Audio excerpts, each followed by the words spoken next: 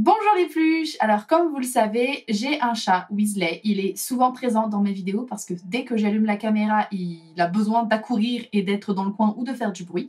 Et donc le thème de la vidéo d'aujourd'hui sera « Je fais un manteau pour chien ».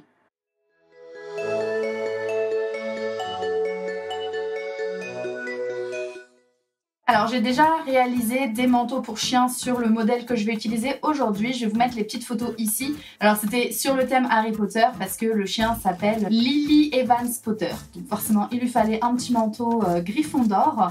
Et le deuxième chien s'appelle Oscar, mais lui il lui fallait un petit manteau Pouf Souffle. Du coup je vais garder cette forme de modèle. C'est un petit peu un modèle t-shirt pour le chien et on va aujourd'hui le faire dans un cachemire. Alors le patron, je vous le montre, c'est celui-ci. Donc c'est un patron Simplicity et nous ce qu'on va faire c'est celui-ci. Donc le modèle t-shirt, vous voyez, bicolore, très simple à faire. Alors pour le cachemire, en fait ce sont des vieux pulls. Donc celui-là est très intéressant parce qu'il est en fait bicolore. Donc je pense qu'on va essayer de couper le maximum là-dedans. Et s'il faut, j'en ai un deuxième après gris comme ça. Donc on va voir pour les manches ou quoi comment on peut faire. Donc comme vous le voyez là, je sais pas si on va voir, il est complètement mangé par les mites. Donc je vais voir comment je peux me débrouiller. Je vais essayer de recoudre peut-être les plus gros trous pour que ça fasse quand même quelque chose d'assez joli, mais l'idée ça serait quand même de garder le maximum le côté bimatière pour que le chien ait assez chaud. Je trouvais ça très intéressant et au pire on a le deuxième kit pour faire que les manches ou quelque chose, voilà. Donc le but ça va être de caser les différents éléments du patron pour le manteau pour chien dans un gilet pour homme. Donc l'avantage c'est que c'est un gilet pour homme, donc il y a quand même une grande taille, donc je vais pouvoir bien couper. Je pense qu'on arrivera à tout mettre dedans, mais c'est vrai que si je peux garder par exemple le bord côte en haut pour le réutiliser pour le cou du chien ou des choses comme ça, on va essayer de réutiliser le maximum d'éléments présents déjà là-dessus et je pense que ça fera un petit manteau pour chien bien sympa. Alors voici les différents éléments du patron. Donc là j'ai mon dos qui doit être fait dans la pliure du tissu, la manche, le devant et ici j'ai ma bande d'encolure. Alors comme vous le voyez, le plus gros c'est le dos et donc c'est le dos qu'il faut que j'essaye de caser en premier sur mon pull. Alors voilà, j'ai plié mon pull en deux. Je vais mettre hop, les manches comme ça. Et si je positionne ici, on voit que j'ai largement la place. Il faut que je fasse attention à bien positionner les manches. Mais je vais avoir la place de mettre mon dos ici. Dans la manche, je vais avoir la place de découper mon devant. C'est juste au niveau de la manche, des deux manches, il va falloir que je vois au niveau du haut si je peux, sinon je pense que ça va être découpé dans l'autre tissu gris. Et je vais essayer de garder cette bande là en bas pour faire ma bande d'encolure. Donc je pense que je vais commencer par couper déjà le bas ici pour avoir ma bande d'encolure. Ensuite je vais découper mon dos et je vais faire le devant au niveau des manches. Là, je vais découper les manches, comme ça je vais être plus à plat et les manches, je vais pouvoir les ouvrir ensuite pour découper mon devant.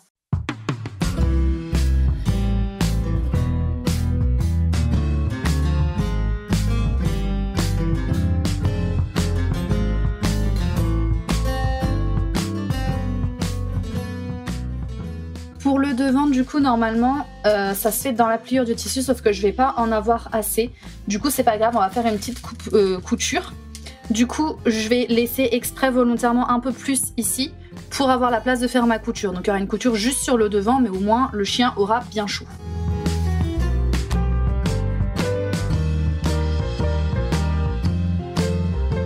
Et là, je vais pouvoir placer ma manche dans la manche et je vais faire pareil avec l'autre.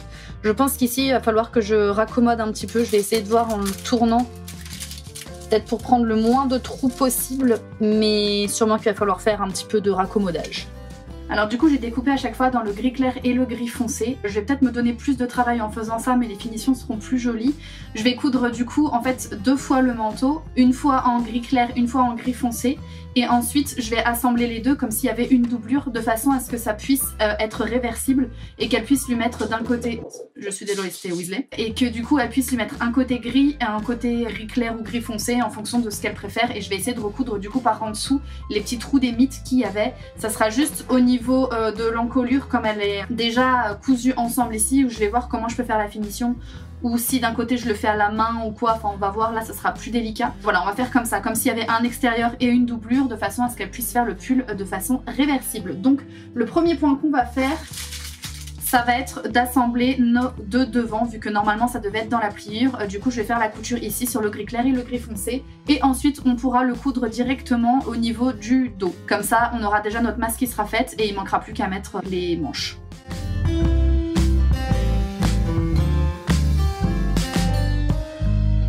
Alors je vais pas le filmer, mais en fait entre chaque prise, je vais essayer de recoudre à chaque fois que je vois des petits trous comme ça, je vais essayer de le recoudre à la main. Je vais pas vous filmer parce que c'est pas hyper intéressant et que ça va me faire perdre du temps. Mais en gros, imaginez que à la fin de chaque couture, je vais faire un check des trous et je vais recoudre à la main. Donc là, en tout cas, j'ai fait mes coutures devant pour les deux. Je vais ensuite coudre tout ça sur le dos et ensuite je vais assembler les manches.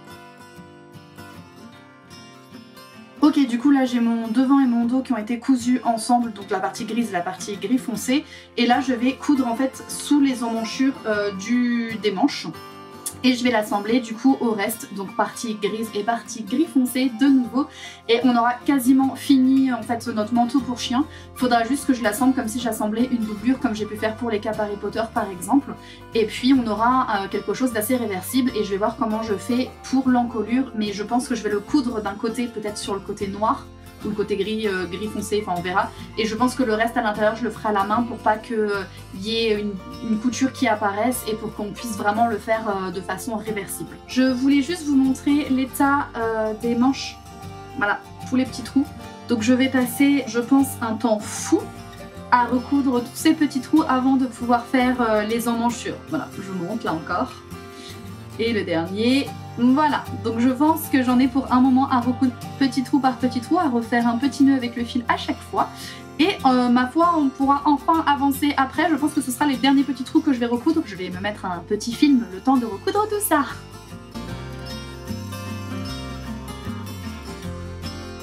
Alors j'ai terminé du coup mon pull gris foncé. Je vais les assembler ensemble, donc endroit contre endroit, et je vais coudre du coup tout le bas et les manches. Et je vais laisser ouvert au niveau de l'encolure parce que c'est là où je vais devoir faire mon encolure à la main.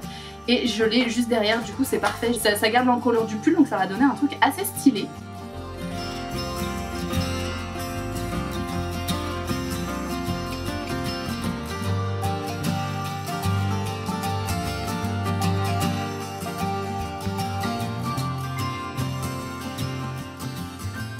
Voilà les plus, j'ai terminé du coup le manteau pour chien qui est réversible, donc avec l'encolure ici que j'ai récupéré, donc c'était le bas du pull. Il va falloir que je repasse un petit peu pour détendre un peu au niveau des manches parce qu'il y a un tout petit souci, mais je vais repasser, ça sera passé.